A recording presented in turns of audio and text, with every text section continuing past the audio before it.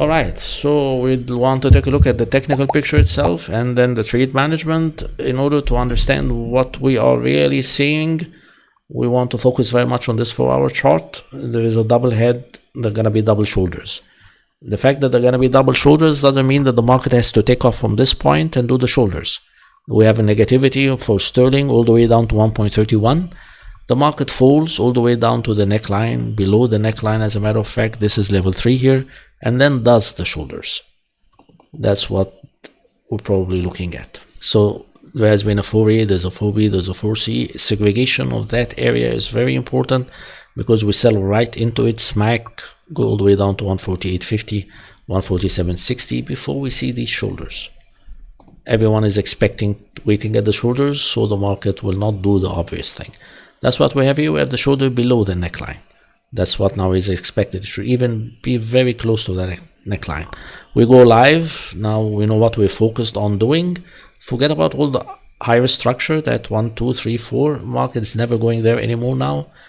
Even if this was a 3-5, correction 4 is finished because of what we're seeing in sterling weakness. Correction 4 is really finished.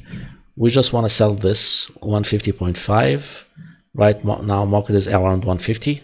We sell around 150.5 as possible if we have a motive Elliott structure that has run down out of that point.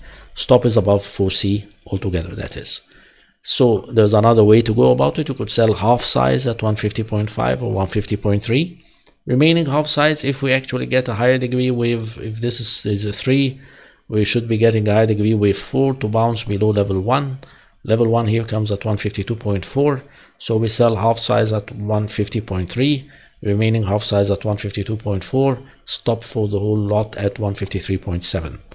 There's 153 here, would be just above level 2 is 153 or 153.25.3.